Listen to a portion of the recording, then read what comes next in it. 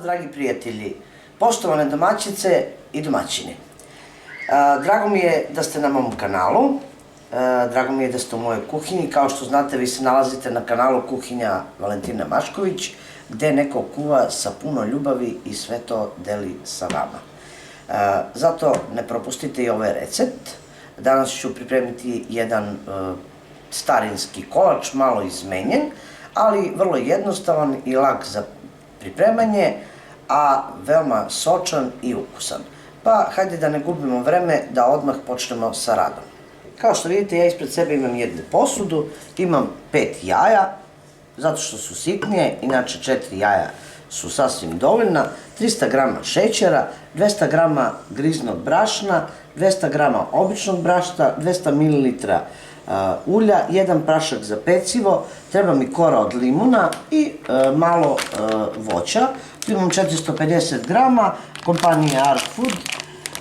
Inače, polovina je sasvim dovoljna, 200 ml mleka i 200 grama mlevenih oraha. Prvo ću krenuti sa mućenjem jaja. Izlomit ću jaja, vidite da su sitnije, zato koristim 5. Nakon što sam polomila 5 jaja, umutit ću mikserom i dodati u mazu 300 grama šećera.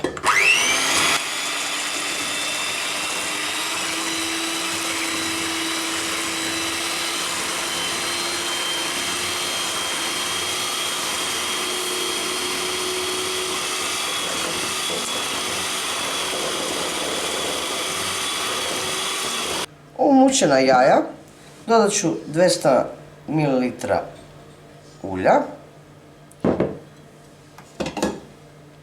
200 ml mleka, 200 grama griznog brašna,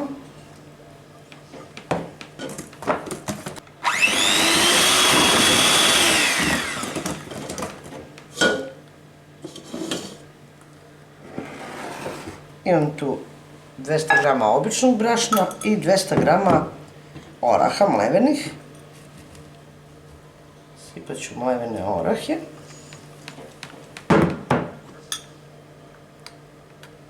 Nakon što sam dodala orahe, u brašnu ću staviti prašak za pecivo.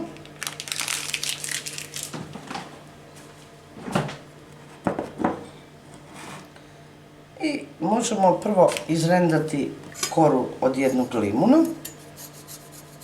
Nakon limuna dodat ću brašno sa praškom za pecivo.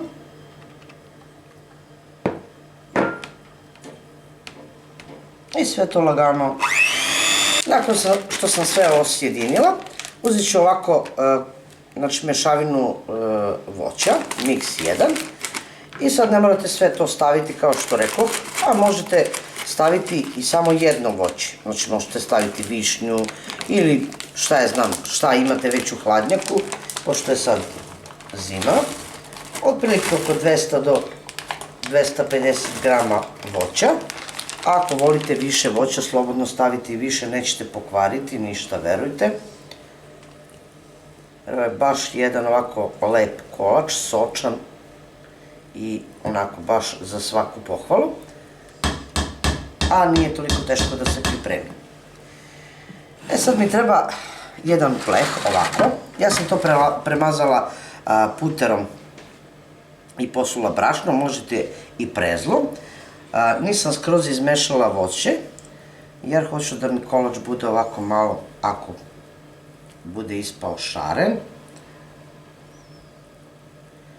Sipajte. Uključite rernu da se zagreje na 180 stepeni i lagano pečite kolač. Ne mogu sad da vam kažem tačno koliko vremena da će da sve zavisiti od vaše rerne, zavisi od količine voća koliko ste dodali, ali najbolji način je da isprobate onaj starinski, da li je pečeno, da jednostavno čačkalicom probušite pred kraj i vidite da li je kolač pečen ili kolač nije pečen. Ako ostane na čačkalici, normalno trebate još peći, a ako ne, onda je gotovo. To je najpouzdaniji način. Ja ću ovako malo protresti i verujte, ja tu imam još malo voća pa ću ja to njega iskoristiti da ne vratim u frižider, u zamrzivač, odnosno ja ću nabacati preko. Mislim da neće promeniti ništa, samo će kolač biti lepši.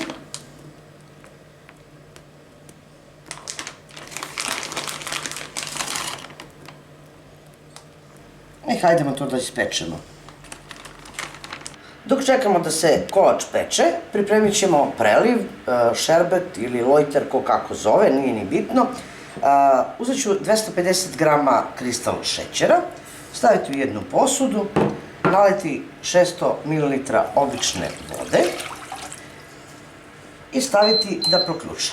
Od vremena kad počne da vri ili da ključa voda sa šećerom treba da prođe 5 minuta.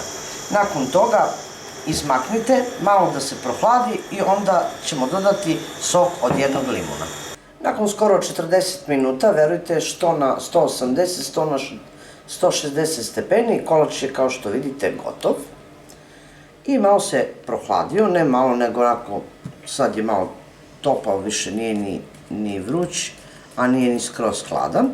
Ja ću malo ovako izbockati viljuškom i onda preliti šerbetom i pustit ću da se to skroz ohladi i lepo upije. E sad jedan moj predlog.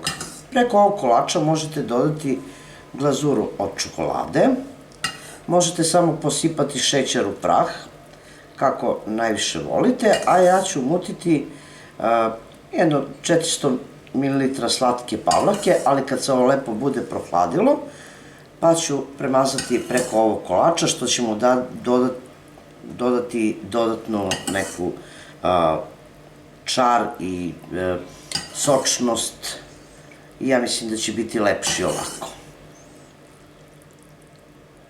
Na prohlađeni, skoro hladan kolač naću 400 grama mućene slatke pavlake, kao što sam rekla, a vi odaberite šta ćete preko, da li ćete preliv od čokolade ili samo šećer u prah.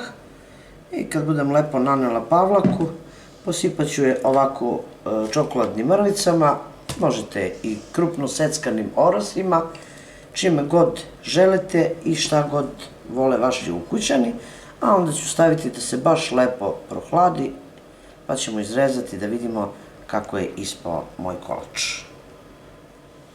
Evo kolača, ostaje u frižideru, malo baš onako lepo prohladio i možemo da izrežemo i da vidimo šta sam ja to napravila od jednog starinskog kolača. Ja sam malo modernizovala taj starinski kolač, pa je eto ispao kako je ispao, vidjet ćemo, ali ja se nadam da će biti super. Ako ja sam izvadila ovaj prvi deo, krk, jer je on onako se malo teže izvlači.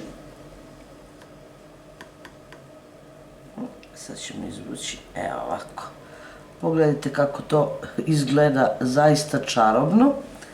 Jedan baš zaista lep kolač, mekan, sočan, a ima ga baš dosta.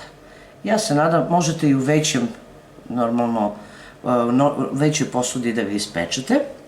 Ja se nadam da će vam se dopasti kad budete probali ovako nešto sočno i ukusno. To je bilo za danas sa mog kanala. Vidimo se u narednom videu sa nekim drugim receptom. A do tada pozdrav iz moje kuhinje, svima koji prate moj kanal, jedno veliko ćao prijatelji!